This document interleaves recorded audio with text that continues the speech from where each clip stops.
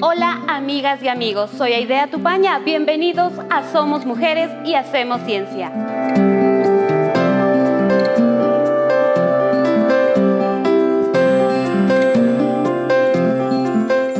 Saludos amigos y amigas, bienvenidos a Somos Mujeres y Hacemos Ciencia.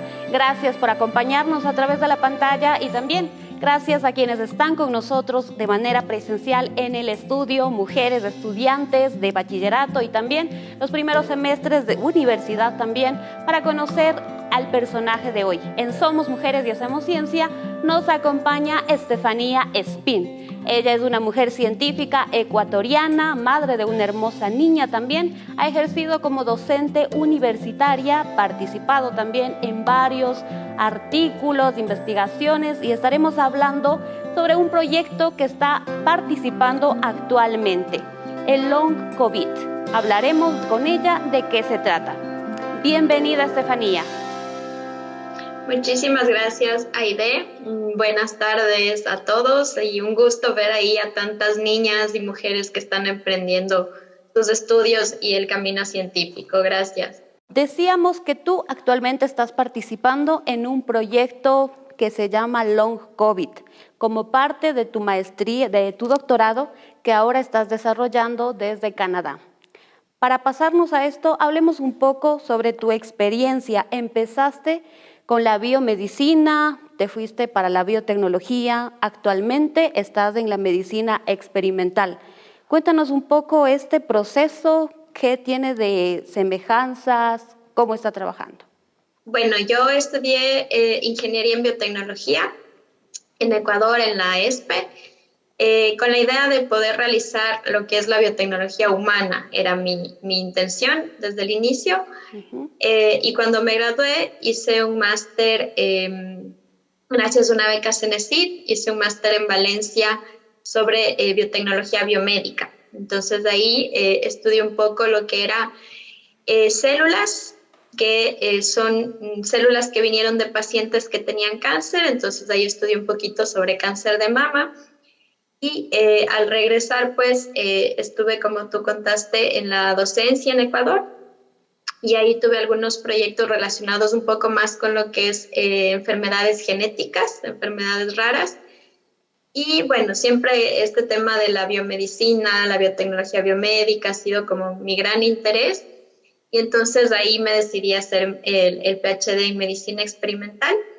Y efectivamente ahorita estoy haciendo un proyecto que tiene que ver con el famoso Long COVID. Sí, justamente vamos a hablar un poco sobre esta parte, ¿no? La investigación, lo que estás haciendo actualmente. ¿Qué es el Long COVID? El COVID, creo que como COVID, la mayoría de nosotros seguimos escuchando, pero ¿qué es el Long COVID?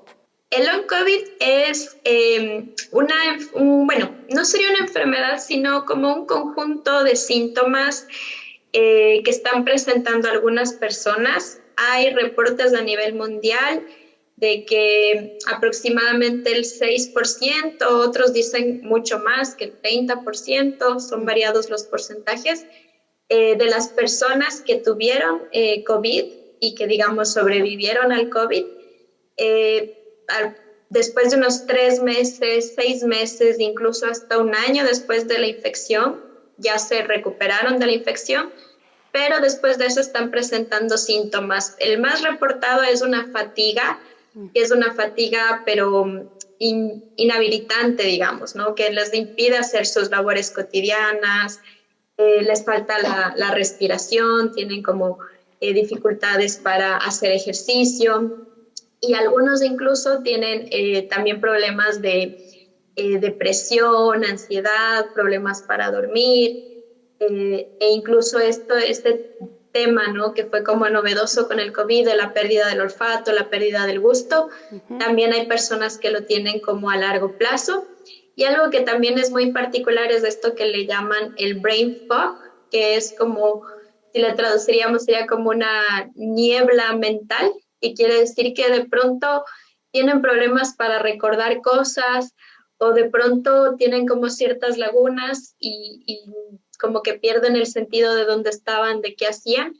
Entonces, hay, como te digo, una gran variedad de síntomas y que quedan como secuela de la infección que tuvimos con COVID. Entonces, eh, ahorita se está tratando de entender, ¿no? ¿Qué es lo que pasa en nuestro cuerpo para que esto esté sucediendo, ¿no? Entonces, es que se quedó por ahí algún rezago del virus, es que nuestro sistema inmune se quedó como trabajando excesivamente, o qué es lo que está pasando para que tengamos estos síntomas todavía a largo plazo, ¿no? Aún después de habernos curado de la infección. Sí, justamente mientras nos estás comentando todo esto, se me vinieron algunas experiencias, ¿no?, que nos han comentado después de haber tenido el COVID, cuáles han sido los efectos y me parece súper interesante. ¿Qué otras actividades se están desarrollando en esta investigación y también quiénes están participando?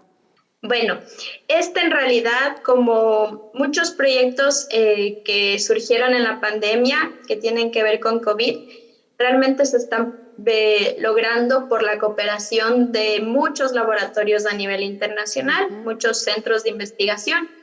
Entonces, en realidad estas muestras que yo las cuento no las recogimos de aquí en Canadá, sino que fueron recogidas en distintos hospitales en Estados Unidos, alrededor de 50 distintos centros, y estas se recogieron como al inicio de la pandemia, más o menos en abril del 2020, y a estos pacientes son alrededor de 1,200 pacientes, y a ellos les fueron tomando muestras en el día que les diagnosticaron, en el día 7, en el día 14, en el día 28, luego de 3 meses, luego de 6 meses. Entonces tenemos muchas muestras de toda su evolución, pero son pacientes, un poco el sesgo ahí es que son pacientes que todos ellos estuvieron hospitalizados. Entonces digamos que tenían un cuadro un poquito más grave de la enfermedad, ¿no? Porque hay otros, la mayoría de nosotros hemos tenido cuadros que los pudimos resolver en casa, ¿no? La infección. Estos son pacientes que estuvieron hospitalizados, entonces les tomaron estas muestritas, las guardaron y luego las analizaron. Entonces, los datos de ese análisis es lo que nosotros desde acá, desde el grupo de investigación en Canadá, estamos analizando los datos para ver cuáles son esos datos. Por ejemplo, ¿no? Si es que yo les divido a ustedes en la mitad, ¿no? Las que están ahí, y la mitad de ustedes tiene long COVID y la mitad no, entonces sería buscar en aquellas 5 que sí tienen long COVID, ¿qué moléculas tienen ellas distintas a las otras? Entonces, eso es lo que estamos viendo. ¿Qué moléculas ellos tienen distintas a los que no desarrollaron long COVID? Y con eso, pues, lo que se hace, yo en realidad estoy aprendiendo es ahora también, además del trabajo que normalmente hacía en el laboratorio, pues ahora es el análisis de datos en la computadora. De ver modelos, de ver cómo distinguir unas moléculas de otras y a la final cómo decir, por ejemplo, estas 5 moléculas me permiten diagnosticar a los pacientes que tienen long COVID, entonces vamos a hacer un test y vamos a probarlo en otros pacientes, ahora sí canadienses. Entonces, mi idea, ¿no? Mi ideal sería, como yo les suelo contar a mis alumnos siempre que hablamos de estas enfermedades genéticas y esto, es que siempre están incluidas poblaciones principalmente europeas o norteamericanas en los estudios. Entonces, no necesariamente nosotros como latinos nos parecemos genéticamente, ¿no? Nosotros, como ustedes ven, en nuestro país hay toda una diversidad, ¿no? De hecho, la mayoría somos mestizos.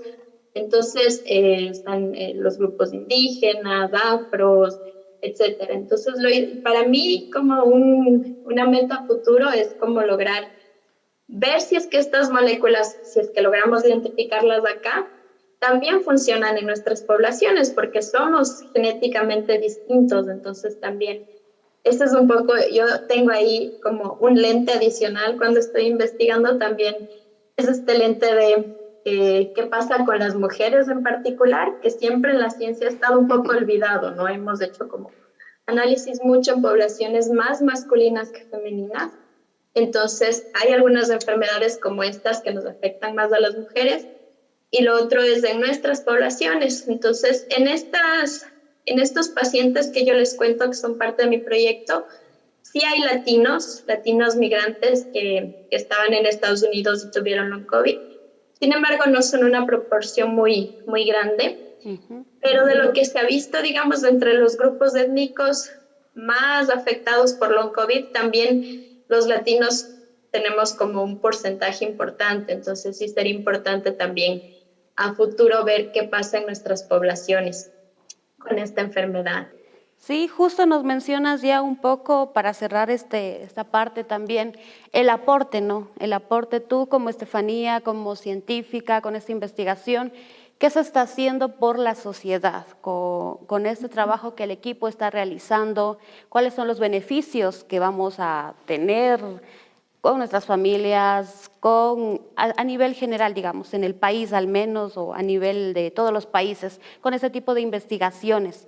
Destaquemos, no sé, una para que nos quede súper claro que el trabajo que realmente realizan las mujeres científicas, como tú en este caso, es de aporte para la sociedad. Básicamente, digamos que el principal aporte sería poder facilitar el diagnóstico de los pacientes con long COVID para que puedan ser tratados a tiempo y también de mejor manera, ¿no? Porque una cosa es que yo, por ejemplo, tenga un dolor de cabeza ahora y diga, es por el long COVID, y entonces el médico me dice, bueno, tómate un paracetamol, un analgésico para el dolor de cabeza y ya estás tratada.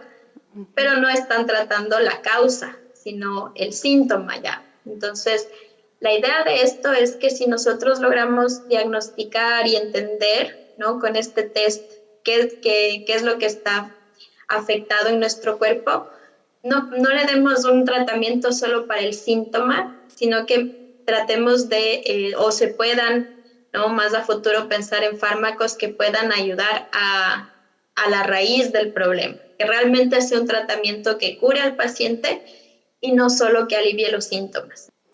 Qué interesante lo que nos comentas y surgen varias inquietudes. Seguramente quienes nos están acompañando también tienen que comentar, tienen curiosidad sobre temas. Veamos si podemos hacerte llegar unas inquietudes desde el público que hoy está aquí con nosotros. Bueno, doctora Estefanía, mi pregunta es, ¿el long COVID es para todas las edades, o sea, desde los más chiquitos hasta los más grandes? ¿Y los síntomas son similares o sí cambian drásticamente? Nosotros teníamos más bien la idea de que iba a ser un long COVID más presente en poblaciones ya adultas mayores y quizás en pacientes que estuvieron muy graves, pero lo curioso es que el long COVID se puede presentar en realidad desde adolescentes, incluso en niños, y también independientemente de qué tan grave. Puede ser que hayas tenido una enfermedad asintomática o leve y que seas muy joven y que puedas presentar estos síntomas. Entonces, si bien ahora la mayoría de estudios son como de poblaciones adultas medias, digamos, que sería entre 18 a 50 años, igual sí hay muchos reportes de long COVID en niños y también en jóvenes. Bueno, doctora Estefanía, decirle que es muy increíble escucharle, que fue muy inspirador. Bueno, mi pregunta es, ¿qué le motivó a usted a seguir este camino, ¿no?, de la ciencia y empoderarse de todo este conocimiento como mujer? Muchas gracias. Para mí es más motivador verlas a ustedes ahí porque es como mucha esperanza, ¿no?, en lo que puede ser el país a futuro. A mí me motivó en general, bueno, digamos que mi inclinación inicial era ser médico, yo quería ser doctora, pero también siempre tuve mucho interés por esto de los genes, del ADN, de la genética, de cómo se heredan las características y esto. Y realmente me di cuenta que no podía ser doctora porque me impresionaba mucho la sangre. Entonces así me di cuenta de que lo mío era un poco más, sí me gusta el trato con los pacientes, pero soy muy impresionable con la sangre, así como en vivo. Entonces no iba a poder con toda la carrera, pero en cambio sí me gustaba lo de los genes y relacionado a la medicina, entonces de ahí me di cuenta que era más como la biomedicina, ¿no? Como más de investigación al servicio de la medicina y al servicio de la gente, sobre todo. Yo, como que ese ha sido mi compromiso siempre de que he visto que en nuestro país hace falta mucha investigación. Y es como lograr combinar ese interés personal, ¿no? De algo que te encanta hacer y también saber que ese interés personal puede ayudar a tu comunidad. Vamos a un pequeño corte y continuamos con Stephanie Espín, nuestra invitada de hoy en Somos Mujeres y Hacemos Ciencia. ¡Espera! Ya volvemos con Stephanie Espín en Somos Mujeres y Hacemos Ciencia. ¿Ves? Ahora continuamos con Stephanie Espín en Somos Mujeres y Hacemos Ciencia.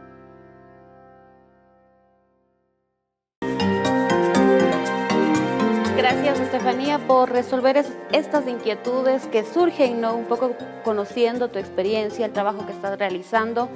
Y antes de pasarnos a otro espacio de este diálogo, te cuento que hemos compartido con nuestras invitadas de hoy unos cartelitos para que al finalizar este diálogo puedan decirnos o compartirnos en una palabra el aprendizaje que se llevan hoy, ¿no?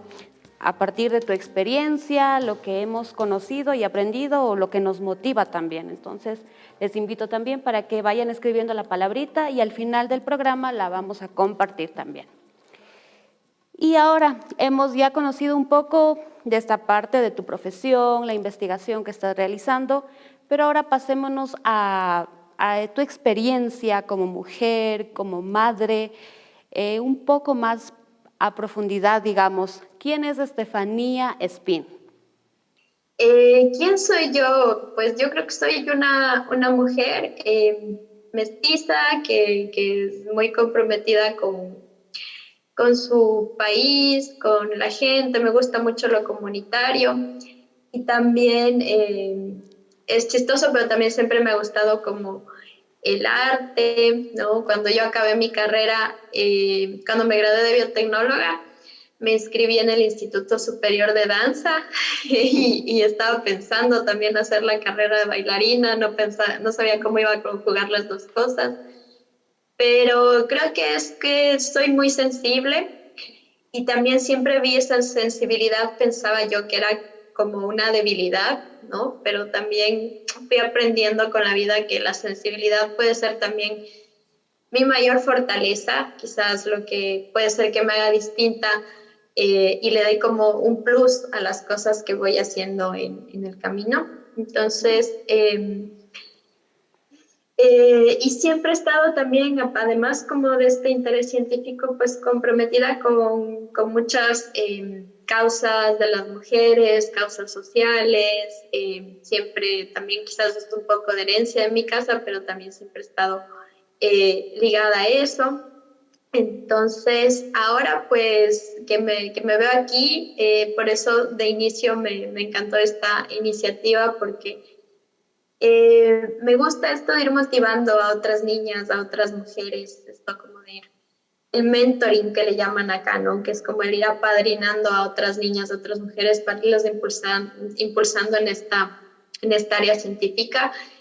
Y me gusta también esto de ir como creando lugares, ¿no? Creando espacios en donde originalmente no estábamos las mujeres, menos aún las mujeres latinas. Las mujeres latinas creo que somos las menos representadas en ciencia, entonces también me gusta como eso, ¿no? De ir creando espacios para la gente, para que también podamos participar. Ya nos comentaste un poco hasta tu intención o tu gusto por la danza, el baile, y quizás ahora no estaríamos contigo si hubieses elegido tal vez ese camino. Pero ¿cómo has combinado tu profesión, la investigación, el estudiar quizás fuera con la familia? Eres madre, no sé, ¿cómo has combinado el mundo de la ciencia y el mundo también? Sí, bueno, en realidad no con esto quiero, digamos, pintarles un panorama difícil, pero sí es demanda mucho esfuerzo, ¿no? Realmente, justo yo creo que de lo más difícil que me ha parecido en esta etapa, yo hice el máster cuando no era mamá todavía y es muy distinta la experiencia ahora que estoy haciendo el PhD siendo mamá. Entonces, sí, realmente logro entender mucho del estrés que tenía mi mami cuando éramos niños, ¿no? Y de entender cómo lograr compaginar esto y no querer ser una mamá que siempre está trabajando, siempre está estresada o tiene mucho que hacer y una mamá ausente para mi hija, pero también entender que la maternidad es un aspecto de mi vida, pero no puede ser toda mi vida, ¿no? Aunque sin duda, claro, es una vida chiquita que depende de ti y es la prioridad, o sea, cualquier plan se puede venir abajo si tu guagua se enferma o necesita algo, es la prioridad sin duda, pero también siempre he tratado desde que decidí ser mamá, eso de darle como un espacio en mi vida, pero no hacer que sea toda mi vida. Durante el proceso, en tu profesión, quizás también ya en tu casa, en tu familia, ¿cuál ha sido quizás el desafío más grande que has tenido que enfrentar, superar, pero que hoy por hoy te ha permitido reafirmar tu compromiso y amor por la carrera que elegiste? Yo creo que algo que a mí me ha costado mucho es este síndrome de la impostora, ¿no? Que dicen de impostor, pero digamos que es más común en las mujeres. Y yo creo que eso me ha costado ir venciéndolo, porque una cree que no se merece estar donde está, ¿no? Sea lo que sea. No sé, me escogieron para esto, pero capaz fue un error porque creo que no me merezco y se van a dar cuenta de que soy una impostora. De eso se trata este síndrome. Entonces, es como dudar mucho de tus capacidades. El síndrome del impostor se vence mucho con esto de ir creyéndote lo que hayas conseguido en la vida sin querer presumir tus logros, pero sí reconocértelos, ¿no? Para ti misma, festejarlos, decir, me ha costado trabajo, sí, me merezco esto. Y ahora conociendo tu experiencia también y con el público que tenemos, como te decía, son estudiantes de bachillerato, quizás están empezando su carrera universitaria y están pensando están en ese momento de ver qué seguir, ¿no? Como nos decías un poco, ver qué les gusta, qué les motiva, qué les llama. ¿Qué decirles a ellas ya con toda tu experiencia, con altos y bajos, pero qué decirles al momento que están por decidir una carrera universitaria, qué deben tener en cuenta? Si estás en aquello que te gusta realmente hacer, vas a lograr encontrar como las oportunidades para poder subsistir también de eso que te gusta hacer, que también es importante en la vida, no lo vamos a negar que tenemos que vivir también de algo, ¿no? Entonces eso es importante, pero yo creo que si lo que estás haciendo te gusta, te mueve, te apasiona, pues eso se va a reconocer y vas a lograr encontrar las oportunidades para poder vivir también de eso. Entonces, yo lo que les aconsejaría es traten como de explorar mucho, de explorar como, no sé si es que tienen la posibilidad o googlear o buscar un poco de esas carreras que les llaman la atención, como busquen, traten de ver de qué se trata, si es que fuera posible conocer algún espacio laboral de eso, vayan, traten como de empaparse un poco. Yo a veces he creído que es muy pronto, quizás a los 18 años, como para obtener una claridad absoluta de qué queremos en la vida. Y por eso es que muchas veces también nos cambiamos de carrera porque quizás no era la primera opción.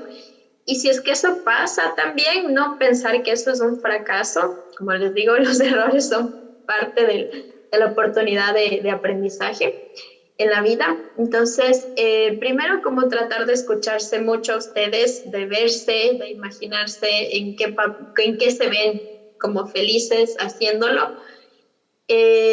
También ver como las oportunidades prácticas, ¿no? de poder llegar hacia ese lugar. Y si es que en algún punto igual sienten que se equivocaron y quizás quisieran darle otra inclinación o incluso, como les digo, cambiarse de carrera, también hacerlo, no tiene absolutamente nada de malo.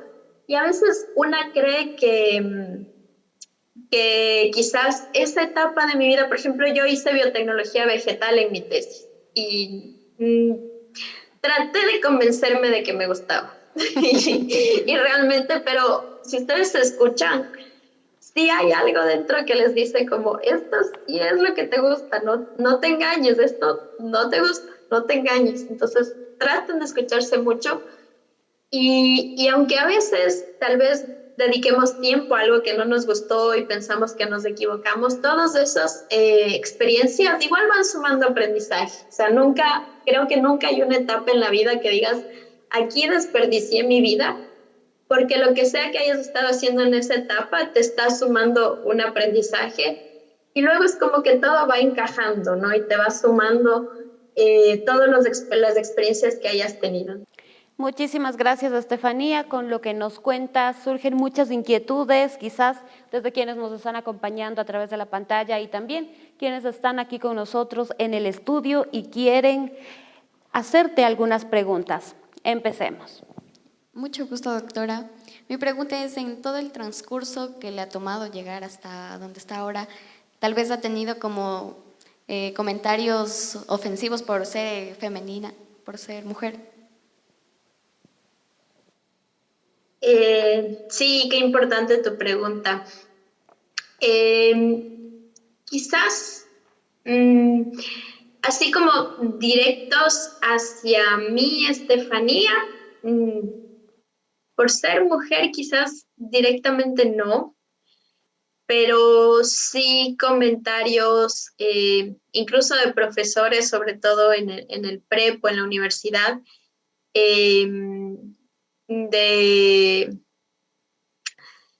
a ver si es que llegamos al final de la carrera y estas cosas, ¿no? Porque en el prepo porque en nuestra carrera de biotecnología en la ESPE, menos mal, la mayoría son profes mujeres, entonces digamos que fue muy amigable, pero también habían en el prepo, que es como ciencias básicas en general, estaban muy acostumbrados a que hayan estudiantes hombres. De hecho, la mayoría de las carreras en la ESPE, excepto biotecnología, tenían predominantemente varones cuando yo llegué a la U. Entonces sí había como esto directamente de comentarios así. Y de otro lado, quizás no es tan directo, pero lo que sí sientes todo el tiempo es que tienes que demostrar más incluso que tus colegas varones que eres capaz, ¿no? Como que siempre estás a prueba o igual, ¿no? Que acaparan la palabra los varones o que quizás repiten la misma idea que tú ya diste, pero como lo repite un varón quizás tiene más validez, o que de plano en una reunión como que no esperan mucho de ti, ¿no? Entonces, sí he sentido mucho todavía esto de pensar que nosotras no somos tan capaces y como que tener que ganarte con más esfuerzo los espacios o las palabras, o la palabra, perdón, en algún lugar. Un gusto, doctora. Qué inspirador escuchar todo lo que nos ha podido comentar. Pues bueno, mi pregunta es la siguiente. ¿Cómo lograr tener ese equilibrio entre todas las cosas que te gustan para no lograr colapsar? Porque muchas veces hacemos demasiado y llega un punto que mismo nuestra mente, nuestro cuerpo ya no da más. Entonces, esa es mi inquietud. Gracias. Mi recomendación sería, y es algo que yo también he hecho, como identificar esas cosas que te hacen perder tiempo, donde sientes realmente que estás perdiendo tiempo, no te está aportando y se te van horas. Por ejemplo, en mi caso, a veces las redes sociales eran eso, entonces he borrado 2 redes sociales, ahora solo tengo Instagram por ponerles un ejemplo. Identificar eso, ¿no? Como esos huecos de tiempo que están por ahí yéndose y que a veces pueden ocuparte horas del día y dedicarles a otras cosas. Entonces, por ejemplo, algo que yo me cuestionaba mucho es que aparte de lo que tengo que leer para el PhD, no he leído, y a mí me gustaba mucho leer novelas y esto, entonces ahora, por ejemplo, lo que hago es el camino hacia mi laboratorio es un poco largo, son unos 40 minutos. Entonces ya me conozco el paisaje también, porque al inicio era la novedad del paisaje, pero ahora voy leyendo ahí y como que me da tranquilidad leer otra cosa. Además voy aprendiendo cositas ahí. Además leo cosas en español para estar como más conectada con lo mío. Entonces, como tratar de...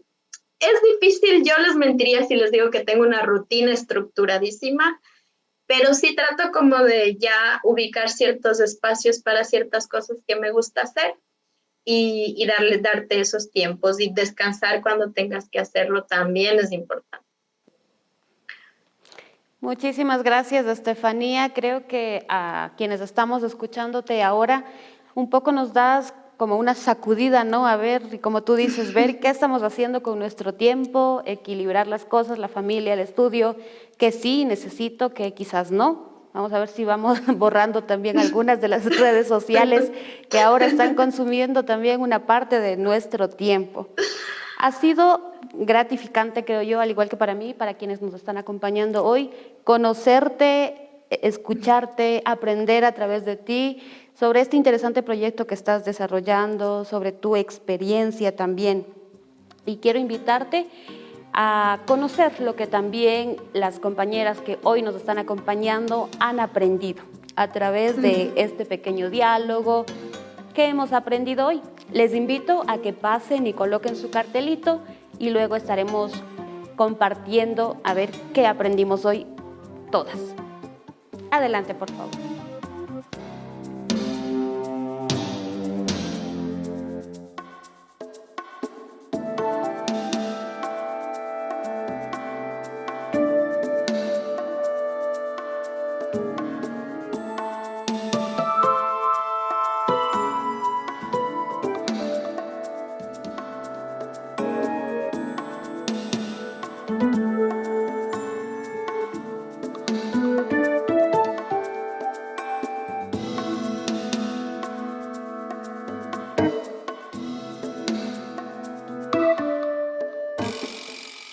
Ya tenemos los cartelitos colocados. Ha salido cosas interesantes. La solidaridad, la esperanza, dicen genética, investigación.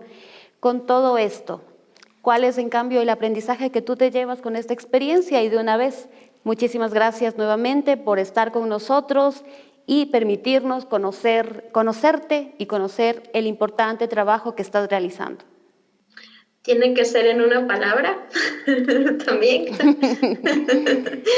Bueno, si es que fuera una palabra, para mí es compartir, ¿no?